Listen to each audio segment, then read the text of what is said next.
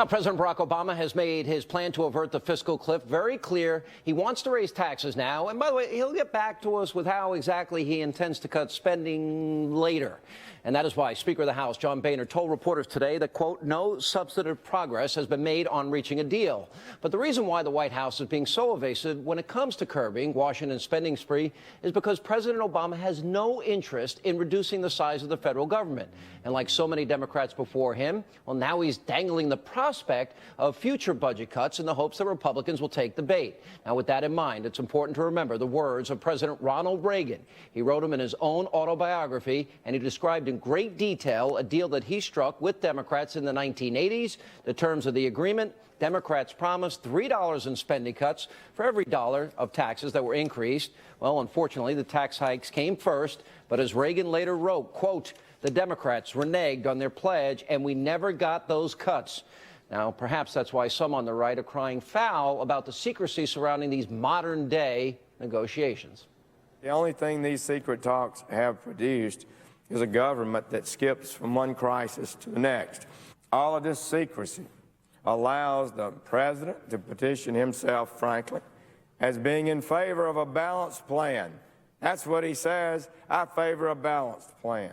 Basically, it increases taxes to fuel more spending.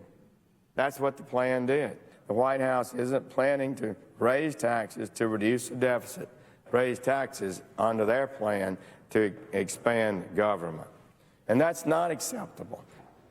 All right, Republicans, I hope you're listening. Joining me now with reaction, Fox News contributor Leslie Marshall and radio and TV talk show host, a Sean Compton's production, Billy Cunningham. Billy Cunningham, Senator Sessions said Geithner describing Obama's plan was a fantasy.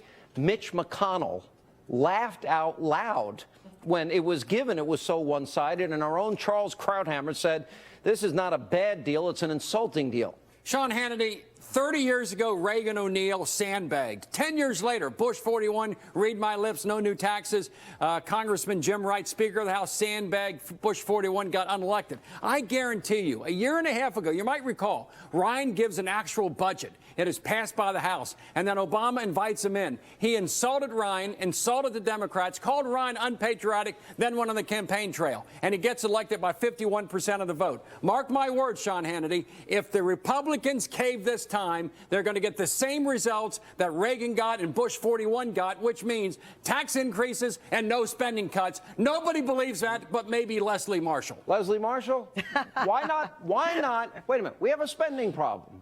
Why not do it now? Why is Obama? No, I must raise the tax rates, my way or the highway. Give me what I want first. What kind of negotiation is that? And what's his plan?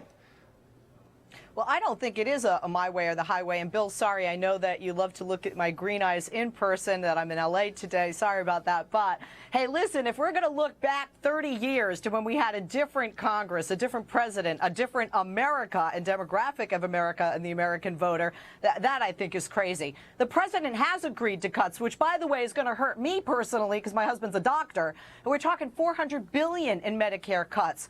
In the future. We're talking in the future. Put Social Security aside. Yes, in the future. Years from now. But Sean, this plan actually sticks very close to the framework of what actually Speaker Boehner wanted. So I got the tax increases now, and Republicans give in, and then the cuts in the future.